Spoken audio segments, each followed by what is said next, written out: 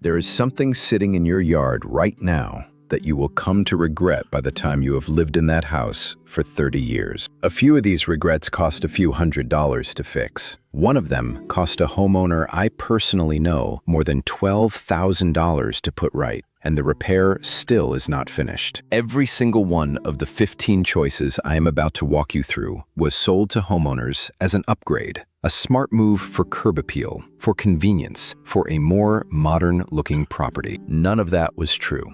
These choices drain your savings, eat up your weekends, and eventually shut you out of your own yard right around the time your knees stop cooperating the way they used to. They leave you signing checks at 70 for decisions you made at 35. After 4 decades of working trial gardens, I can identify the worst offenders in under a minute.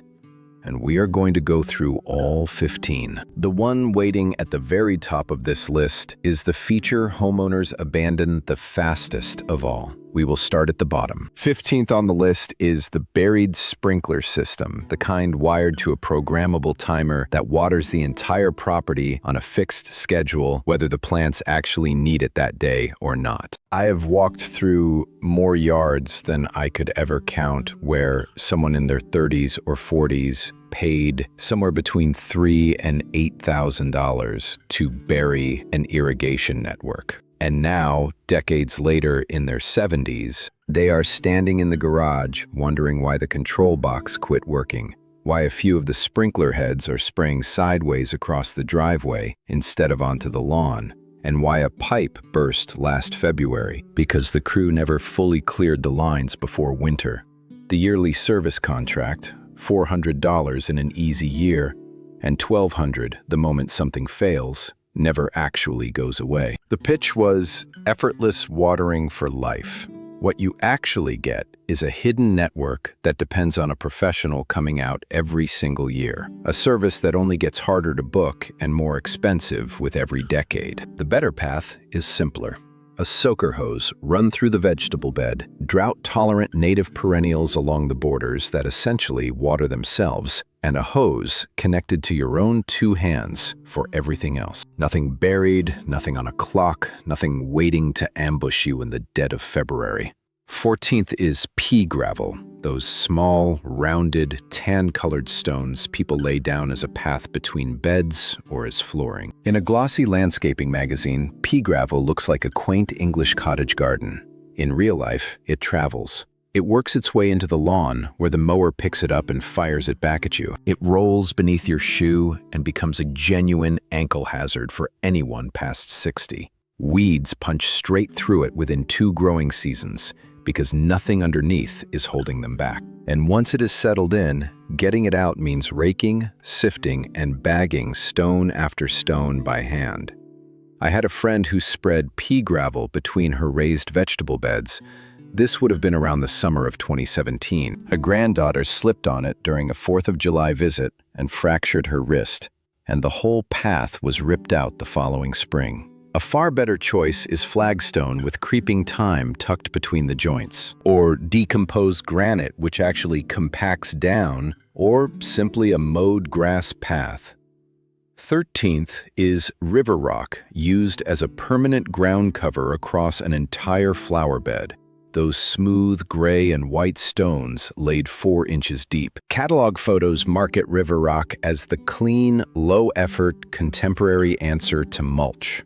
What those photos never show you is what river rock actually does once it sits in an American climate. It soaks up sun and bakes the soil underneath to temperatures that scorch shallow-rooted perennials by midsummer. Seeds carried on the wind drop between the stones and sprout happily there. Weeds take root. Maple seedlings, oak seedlings, and crabgrass move in within 2 seasons and never move back out. By the time most people finally tear it out, usually around the 10-year mark, the bed is half dead from the heat. Removing it becomes a multi-day job with a wheelbarrow and a strong back. Shredded hardwood mulch is the better choice. It actually breaks down into the soil within 2 seasons and feeds the bed instead of cooking it. 12th is the black woven landscape fabric tucked beneath bark mulch, sold on the promise that it will keep weeds out permanently. I am going to be as straight with you on this one as I would be with my own daughter. The big landscaping chains have been pushing this product for 40 years now, 4 decades, and there are gardeners across this country still digging fabric out of the ground that was buried back in 1995. The fabric never actually decomposes, it shreds into fragments instead. Tiny threads of microplastic work their way into the soil. Worse than that, the fabric blocks earthworms from ever reaching the mulch sitting above it. So the soil biology underneath, the fungi, the bacteria, the worms, collapses within 3 years. The bed looks perfectly fine on top, while it quietly dies underneath. A far better approach is plain corrugated cardboard. Topped with 3 inches of natural shredded mulch, the cardboard breaks down within 9 months. 11th is the artificial turf that landscaping chains install, sold on the promise of a green, maintenance-free lawn forever. On a sunny August afternoon, the surface temperature on that turf climbs past 140 degrees. 140. No barefoot and no pet can cross it without burning a pad. No child plays on it. The plastic fibers fade from green to a tired yellowish gray within 2 summers. The microplastic dust the turf sheds every season works its way into the soil beneath it and into the storm drains nearby. When the carpet finally gives out, disposal alone runs close to $2,000 per quarter acre. A clover lawn, blended with fine fescue, is the smarter route. It stays green without fertilizer and stays cool through summer. 10th is stamped concrete, the poured surface patterned to imitate flagstone or brick, often used on a back patio or a front walkway. I want to be straightforward about this one. Some of you will push back, and that is fair. Stamped concrete done properly can hold up, but the average installation rarely gets that. What he usually will not mention is that stamped concrete cracks. American freeze-thaw cycles split it apart within 5 to 8 years. The decorative sealant wears off within 4 years and needs reapplying. And the same textured pattern that makes it resemble flagstone also makes it dangerously slick when it is wet. A very different problem at 70. Real flagstone or actual paver brick are better choices. 9th is the Knockout Rose collection, 20, 30, sometimes 50 individual shrubs lined up, easily the most heavily marketed shrub rose in America. The Knockout line was sold as maintenance-free, but then rosette disease showed up. It is spread by a mite so small you cannot see it, and the wind carries it. There is no cure for it. Plants collapse within a season. The only real option is to dig the plant out and burn it. The virus lingers in the soil. American native roses, Carolina rose, Virginia rose, resist the disease, and drift roses have so far held up better as well. 8th is the permanent masonry fire pit, stone or brick set in concrete, usually wrapped with a built-in seating wall. The sales pitch is family gathering around a fire on cool evenings. The reality is 4 to 6 uses a year. The neighbors complain about smoke, local burn ordinances shift, and the seating wall turns uncomfortable after 20 minutes. A far better option is a portable copper fire bowl, roughly $200. If hearing the unvarnished truth about what actually holds up in an American yard is why you are watching, go ahead and subscribe to Primal Life. Garden friends, it is time to start gardening for the person you will be. 7th is the oversized ornamental grass, Miscanthus pampas grass or fountain grass, which arrived as a $9 starter plant and is now a 4-foot-wide monster.